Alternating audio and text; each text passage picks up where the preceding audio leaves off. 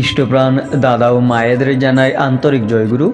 আজ ইষ্ট প্রসঙ্গে পূজনীয় অবিন দাদার এই অমৃতময় কথাগুলি জেনে নেব। প্রত্যেকের জন্য খুবই গুরুত্বপূর্ণ। কবে তিনি এই কথাগুলি বলেছেন এই ভিডিওর শেষ দিকে বলে দেওয়া হবে। তিনি কি বলেছেন এই অমৃতময় সকলের জন্য গুরুত্বপূর্ণ কথাগুলি এবারে জেনে নেব বিস্তারিত। তিনি বললেন, আমাদের ঠাকুর কি শুধুমাত্র নির্দিষ্ট কিছু দাদাদের, না আমাদের সবার?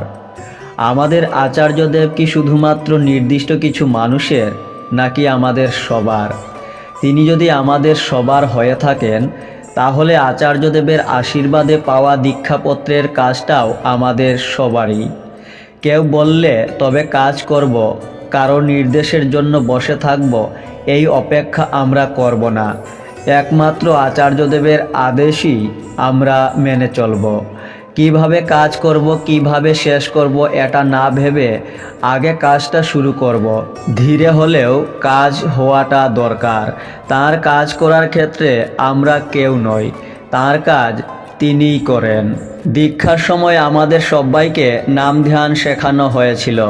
প্রতিদিন আমরা অন্তত 5 মিনিটের অভ্যাস করতে পারি।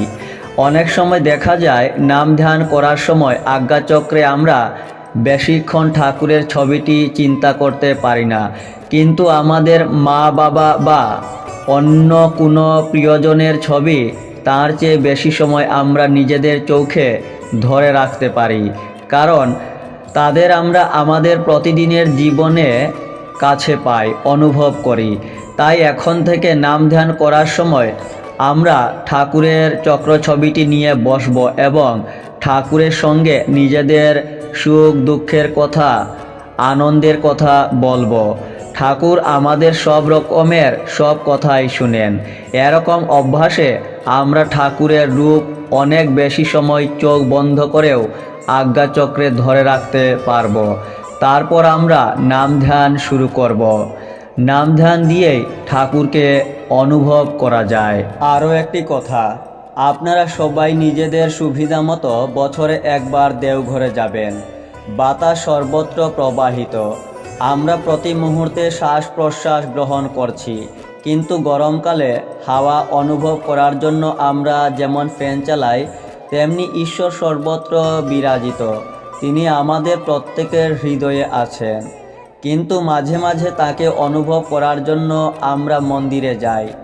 অধিক গরমে যেমন আমরা এসি চালাই, তেমনি ঠাকুরকে আরও বেশি করে অনুভব করার জন্য মাঝে মাঝে দেওঘরে যেতে হয়, আচার্য সঙ্গ করতে হয়।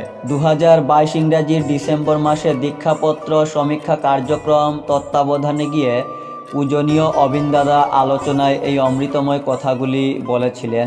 আরও বিভিন্ন কথা বলেছিলেন, তার থেকে এই গুরুত্বপূর্ণ কিছু তথ্য সংগৃহীত। আপনারাও শেয়ার করতে পারেন। জয় গুরু।